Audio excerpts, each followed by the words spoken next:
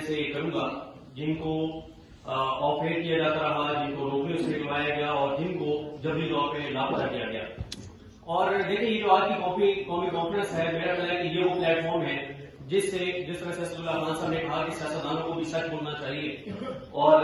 صحافیوں کو بھی سچ بولنا چاہیے، ہمارے جیسے جو رپورٹر ہیں ان کو بھی سچ بولنا چاہیے، اور کہتا ہے یہ وہ پلیٹ فارم ہے جہاں سے ہم سب کو اپنے اپنے حصے کا کم از کم جو ہم نے غلطیاں کی ہیں ان کا اعتراف بھی کرنا چاہیے اور معافی بھی مانگنی چاہیے جیسے اسد اللہ خان صاحب نے کہا۔ تو اور اسی لیے میں نے جلدی ان صحافیوں کے بھی نام لکھے جن کو عمران خان صاحب کے دور میں آفیئر کیا گیا ہے، جبری طور پہ گمشدہ کیا گیا، کیونکہ اب اگر ہمیں کسی چیز کی مذمت کرنی ہے کسی پولیٹیکل پارٹی کو تو اس کو اپنے دور کی چیزوں کی بھی مذمت کرنی ہوگی، اور ہم میں سے اگر کسی نے آج بات کرنی ہے، کسی چیز کی مذمت کرنی ہے یا بات کرنی ہے تو اسے اپنے ماضی کے بارے میں بھی اعتراف کرنا ہوگا۔ تو یہ بات سچ ہے کہ کم از کم میں اپنی بات کر سکتا ہوں، کسی اور کے خلاف میں بات نہیں کر سکتا۔ کم از کم میں یہ کہہ سکتا ہوں کہ میرا وہ زمانہ جاہلیت تھا کہ جب ہم بلوچستان کی جبری گمشدگیوں کو بھی جسٹیفائی کیا کرتے تھے، جب ہم یہ بات کرتے تھے کہ بلوچستان سے اگر کوئی جبری طور پر گمشدہ ہوا ہے تو آخر اس نے کچھ بھی ایسا کیا ہوگا کہ اس کو اٹھایا گیا ہے، ہمیں کیوں نہیں اٹھایا جاتا؟ تو اب جب پچھلے 2-3 سال میں جو کچھ پنجاب کے اندر، اسلام آباد کے اندر ہوا ہے تو اب ہمیں اس بات کا احساس ہوا، ادراک ہوا اور افسوس ہوتا ہے، شرمندگی ہوتی ہے کہ ماضی میں کس طرح سے ہم جبری گمشدگیوں کو جو ہے وہ جسٹیفائی کرتے رہے۔ شروع کے اسپیکرز میں سے جب میں ابھی یہاں نہیں پہنچا تھا تو میں یوٹیوب پہ لائیو دیکھ رہا تھا اس کانفرنس کو، تو ایک اسپیکر نے یہاں پر انہوں نے ایک کریٹیسائز کیا عمران ریاض خان صاحب کو، نام یہ بغیر شروع کے اسپیکرز میں سے۔ تو میں ان کو جواب نہیں دوں گا کیونکہ یہاں پہ آج یہ جو کانفرنس ہے قومی کانفرنس ہے اور یہ پرسنل سپورٹ اسٹڈی کرنے کی کانفرنس نہیں ہے، لیکن یہ بھی ہم نے دیکھا کہ عمران ریاض خان صاحب نے فیملی کے ساتھ گئے، جب مہارن بلوچ کا یہاں پر دھرنا چل رہا تھا تو انہوں نے فیملی کے ساتھ گئے اور مہارن بلوچ سے معافی مانگی کہ ہم ماضی میں جبری گمشدگیوں کو جسٹیفائی کرتے رہے ہیں، اور ہم جو بات میں نے کہا کہ ہم کہتے تھے کیا آخر انہوں نے کچھ ایسا کیا ہوگا کہ جس وجہ سے ان کو اٹھایا گیا ہے۔ باقی جو فیک نیوز کی بات ہے بلکہ میں پہلے جلدی ان کے نام دے دیتا ہوں جن کو آفیئر کیا گیا، سوری اگر کسی کا نام میں مس کر رہا ہوں جس طرح سے عمران خان صاحب کے دور میں۔ اور دیکھیں میں آپ کو ایک چیز بتاؤں، جب ہم ہر چیز اسٹیبلشمنٹ پہ ڈال دیتے ہیں نا، اسٹیبلشمنٹ یہ کر رہی ہے، تو میں اکثر مرزا صاحب کی بات یاد کر رہا تھا اور اکثر مرزا صاحب کے خلاف میں بڑی کمپلینیں کی، اور پھر 5-6 بار ان سے جب ملاقات ہوئی مصطفیٰ نواز کے ساتھ، جب ان سے ملاقات ہوئی اکثر مرزا صاحب سے 5-6 بار ان سے معافی بھی مانگی کہ ہم نے آپ کے خلاف بڑی کمپلینیں کی۔ تو میں نے ایک بار انہیں کہا تو میں میں تنقید کو جو ہے وہ کبھی مائنڈ نہیں کرتا، میں نے کہا تنقید اگر جائز ہوتی کوئی مسئلہ نہیں تھا، ہم نے تو ناجائز بھی آپ کے خلاف کوئی کیس کی، تو وہ ان کا بڑا دل ہے، بڑی جج ہے۔ تو اگر مرزا صاحب ایک بات کہتے ہوتے تھے کہ ذمہ دار الٹیمیٹلی جو ہے وہ حکومت وقت ہوتی ہے، پولیٹیشین ہوتے ہیں جن کے پاس اقتدار ہوتا ہے۔ یہ بڑا آسان ہے کہ تحریک انصاف بھی آج یہ کہہ دیتی ہے کہ اس وقت ہمارے پاس اختیار نہیں تھا اور جو کر رہی تھی اس وقت اسٹیبلشمنٹ کر رہی تھی، اور اس وقت کیونکہ اسٹیبلشمنٹ کے جو بڑے تھے وہ اب ریٹائر ہو گئے تو معاملہ ختم ہو گیا، ہمارا کوئی قصور نہیں ہے۔ آج مسلم لیگ نون یہ کہتی ہے، اور آف کیمرے جب آپ ان سے ملتے ہیں، جب وہ آف دا ریکارڈ بات کرتے ہیں، جب وہ بند کمرے میں بیٹھے ہوتے ہیں تو وہ کہتے ہیں ہم تو کچھ نہیں کر رہے، جو کر رہے ہیں وہ انٹیلیجنس ایجنسیز کر رہی ہیں یا اسٹیبلشمنٹ کر رہی ہیں۔ تو میرا خیال ہے یہ بھی ایک غلط چیز ہے کہ ہم لوگ بھی اس چیز پہ بات کرتے رہتے ہیں کہ اسٹیبلشمنٹ سارا کچھ کر رہی ہے۔ اسٹیبلشمنٹ کس کے ذریعے سارا کچھ کر رہی ہے؟ حکومتوں کے ذریعے کرتی ہے نا، ان سیاسی جماعتوں کے ذریعے کرتی ہے۔ جب ہم ان سیاسی جماعتوں کو بھی ساتھ رکھیں گے تو ان سیاسی جماعتوں کو اس کی سیاسی قیمت ادا کرنی پڑے گی، ورنہ تو بڑا آسان ہے، کل کمولی کرے گی، جب کوئی صاحب ریٹائر ہو جائیں گے وہ کہتے ہیں کہ فلاں سارا کچھ کر رہا تھا، ہمارا تو کوئی قصور نہیں ہے۔ تو کوئی بھی پولیٹیکل پارٹی تحریک انصاف کو بھی اپنے دور کا اعتراف بھی کرنا چاہیے، معافی بھی مانگنی چاہیے کہ ہاں ہم اقتدار میں تھے، ہم بے اختیار تھے، لیکن ہمیں بے اختیار نہیں ہونا چاہیے تھا۔ اور آج کی جو حکومت ہے وہ اتنی ہی ذمہ دار ہے جتنی اسٹیبلشمنٹ ذمہ دار ہے، جو کچھ کر رہی ہے کس کے ذریعے کر رہی ہے۔ اسٹیبلشمنٹ نے جو کچھ کیا وہ قاضی پاکستان کے ذریعے کیا، وہ شہباز شریف کے ذریعے کیا، وہ محسن نقوی کے ذریعے کیا، وہ پیپلز پارٹی کے ذریعے کیا، وہ زرداری کے ذریعے کیا، آج بھی ان سب کے ذریعے ہو رہا ہے، آج بھی جوڈیشری کے اندر لوگ بیٹھے کے ذریعے ہو رہا ہے۔ تو لہٰذا ان کے بھی یہ بھی اتنے ہی ذمہ دار ہیں جتنی کی ذمہ دار اسٹیبلشمنٹ ہے۔ تو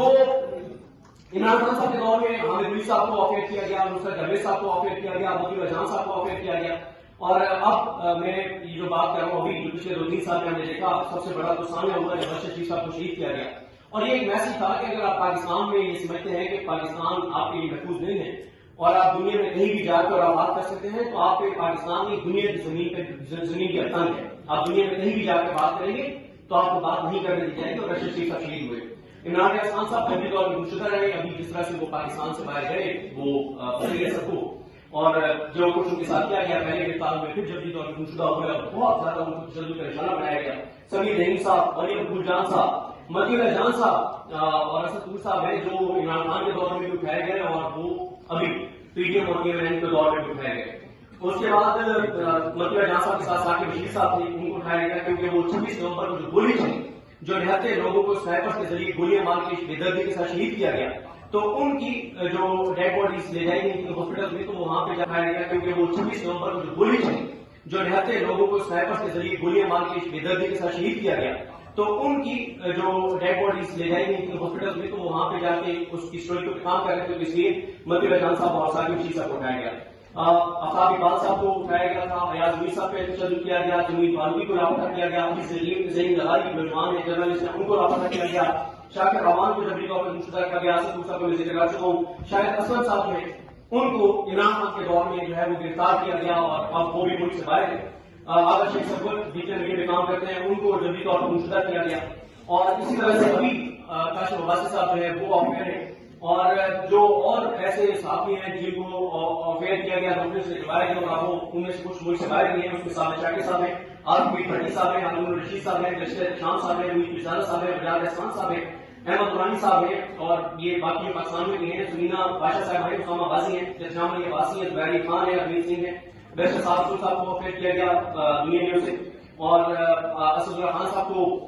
یہ الیکشن سے پہلے جو ہے وہ نوکری سے نکالا گیا,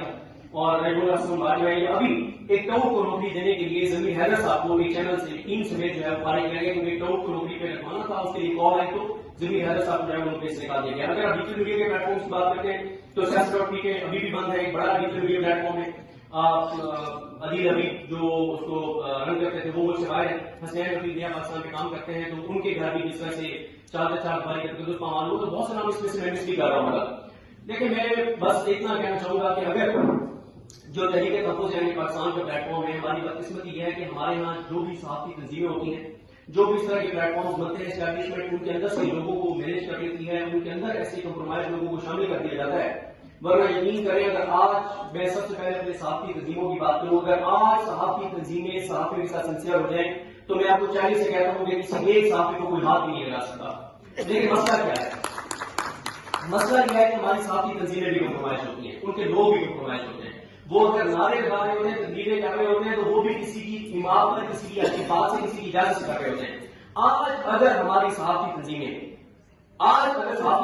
یہ اعلان کر دیں کہ اگر کسی صحافی کو, دیکھیے غلط میں بھی بات کر سکتا ہوں, میں کوئی ایسی چیز ہو سکتی ہے جو کوئی کہے کہ یار یہ فیکٹس کے مطابق نہیں ہے, یہ فیک نیوز ہے, تو قانون موجود ہے, یہ فیکر والے نہیں, دیگر قوانین موجود ہیں, آپ قانون کے مطابق کاروائی کریں گے. مسئلہ جب بھی مشکل ہوگا. آج اگر صحافی تنظیمیں یہ اعلان کر دیں کہ آج کے لمحے کے بعد اگر کسی کو جبری طور پر گمشدہ کیا گیا یا غیر قانونی طور پر حراست میں لیا گیا, اور ڈی چوک پہ دھرنا دیں گے, سڑکوں پر آئیں گے, تو ایک بھی صحافی کو کوئی ہاتھ نہیں لگائے گا. اور اس طرح سے تحریک تحفظ ہے پاکستان ہے. میں یہ سمجھتا ہوں کہ اگر آپ اس وقت پاکستان کے حالات دیکھیں, میں تو یہ فروری کے مہینے بھی بہت زیادہ ٹریول کیا, اور جب میں لوگوں سے جا کے ملا ہر جگہ, تو ایک یہ امید نظر آتی ہے کہ پاکستان کے لوگوں میں شعور آ چکا ہے. پاکستان کے لوگوں کو آپ اسلام آباد سے شروع ہوں, آپ اندرون سندھ چلے جائیں, آپ بلوچستان کے کسی علاقے میں چلے جائیں, آپ KPK میں چلے جائیں, آپ کہیں چلے جائیں, آپ اس علاقے میں چلے جائیں جہاں پہ بجلی بھی نہیں ہے, وہاں رہنے والے پاکستانی سے ملا کے پوچھیں کہ پاکستان کے مسائل کا سبب کون ہے, کون پاکستان کے ساتھ یہ سب کچھ کر رہا ہے, اس کو بھی پتا ہے کہ کون یہ سب کچھ کر رہا ہے. تو یہ تو آپ سب کو پتا ہے, اور ظاہر ہے یہاں بڑے بڑے نام بیٹھے ہیں, محمود خان صاحب, شاہد عباسی صاحب اور اسد کیسر صاحب. مسئلہ یہ ہے کہ سب کو پتا ہے, بیماری کا بھی پتا ہے, اور اس کو ڈائگنوز بھی کر لیا گیا ہے, اس کا علاج بھی پتا ہے. لیکن مسئلہ یہ ہے کہ ہمارے جتنے بھی بڑے پلیٹ فارم بنتے ہیں, اس میں سے ہی لوگ ٹوٹ جاتے ہیں, کمپرومائز ہوتے ہیں, وہ اندر سے ہی اداروں کے ساتھ ملے ہوئے ہوتے ہیں. لیکن میں یہ سمجھتا ہوں کہ اس وقت پاکستان جس جگہ پہ پہنچ گیا ہے, جو حالات ہیں کہ آپ 3 ہی راستے ہوتے ہیں نا. ایک یہ ہوتا ہے کہ آپ ووٹ کے ذریعے میں کہا جاتا تھا کہ یہ جو دہشت گرد ہے, جو بندوق اٹھاتے ہیں, یہ غلط کرتے ہیں, یہ سیاست میں اپنا ایجنڈا بتائیں, یہ ووٹ نہیں ہو رہا, حکومت بنائیں, اور اپنے جو وہ سمجھتے ہیں کہ ہم نے اس طرح سے ملک کو چلائیں. تو آپ نے 8 فروری کو بتا دیا کہ آپ ووٹ کے ذریعے بھی آپ اس ملک میں تبدیلی نہیں لا سکتے جو آپ کو آئین نے اختیار دیا ہے. پھر دوسرا یہ ہوتا ہے کہ آپ کہتے ہیں کہ اچھا میرا مینڈیٹ چوری ہوا ہے, یا میرے ساتھ زیادتی ہوئی ہے, میرے ساتھ ناانصافی ہوئی ہے, میں عدالت میں جاؤں گا, تو وہ بھی آپ نے جسٹس جاہیہ خان کو لگا کر اور جس طرح سے 40-45 جج آپ نے بھرتی کیے ہیں، اور میں تو مسلسل یہ حوالہ دے رہا ہوں کہ ہمارے دوست ہیں اسد ملک ڈون سے، انہوں نے اپنے بلاگ میں انکشاف کیا کہ جو سیدھا ہائی کورٹ میں جج لگے ہیں ان میں سے ججز سے، ان وکیلوں سے جو جج لایا گیا ہے ان سے کروڑوں روپے پارٹی فنڈ کے نام پہ رشوت لی گئی ہے. اور انہیں کہا گیا، گول صاحب انہیں کہا گیا کہ آپ یہ پیسے جو ہمیں دے رہے ہیں یہ تو 5-6 مہینے میں پورے کر دیں گے، آگے وہ بچت ہی بچت ہے. جہاں پہ یہ حالات ہوں تو وہاں پہ عدلیہ کا راستہ بھی، دروازہ بھی آپ کے لیے بند ہو گیا. تیسرا ہوتا ہے کہ آپ سڑکوں پر آتے ہیں، وہ بھی 26 نومبر کو گولیاں مار کے بتا دیا گیا کہ اب ہم نے فتح حاصل کر لی ہے کہ 70 لوگوں کو ہمیں گولیاں مارنے کا کوئی نہیں نکلے گا. تو میں سمجھتا ہوں کہ اس وقت تحریک تحفظ یعنی پاکستان جو ہے یہ پلیٹ فارم پاکستان کی بقا کے لیے، سالمیت کے لیے، پاکستان کی فیوچر کے لیے ایک بہت زبردست پلیٹ فارم ہے جس میں صحافی بھی اس میں آ سکتے ہیں، ڈیجیٹل میڈیا والے بھی آ سکتے ہیں، سب آ سکتے ہیں. لیکن مسئلہ یہ ہے کہ اگر تحریک تحفظ یعنی پاکستان کے لوگ اس ملک کے ساتھ مخلص ہوں، اگر وہ کمپرومائز نہ ہو، اگر صرف یہ تحریک تحفظ یعنی پاکستان میں تحریک تحفظ یعنی پاکستان کے بہت سی شخصیات سے بات ہوتی ہے تو وہ کئی شخصیات مختلف لوگوں پہ وہ اپنا یہ دیکھیں اپنا پارٹی پیچھے ہٹ رہی ہے، اپنا پارٹی پیچھے ہٹ رہی ہے، کوئی پیچھے ہٹتا ہے اس کو ہٹنے سے. لیکن اگر یہ پلیٹ فارم تحریک تحفظ یعنی پاکستان کا پلیٹ فارم جو ہے وہ اگر ملک کے ساتھ مخلص ہو کر، پاکستان کے لوگوں کے ساتھ مخلص ہو کر یہ موومنٹ چلاتا ہے تو میرا خیال ہے کہ کروڑوں پاکستانی اس موومنٹ کے ساتھ ہوں گے. ابھی کیونکہ لوگ اصل میں نا اعتبار نہیں کر رہے کسی پہ بھی، لوگوں کو لگتا ہے کہ ہر پلیٹ فارم، ہر سیاستدان کمپرومائز ہے اور یہ بات میں دھوکہ دے جائے گا، کوئی چائے کے لیے چلا جائے گا تو کوئی کسی اور کام کے لیے چلا جائے گا. تو اس لیے لوگ اعتبار کرنے کو تیار نہیں ہے. لیکن جس دن لوگوں کو یقین آ گیا کہ تحریک تحفظ یعنی پاکستان کی قیادت پاکستان کے ساتھ مخلص ہے تو اس دن کروڑوں لوگ اس موومنٹ کے اندر شامل ہوں گے، اس کے ساتھ ہوں گے. اور میرا خیال ہے کہ تحریک تحفظ یعنی پاکستان کا جو پلیٹ فارم ہے، جو اس کا ایجنڈا ہے، جس کی گفتگو ہے، یہ پاکستان کی بقا اور سالمیت کے لیے بہت ضروری ہے. بہت شکریہ.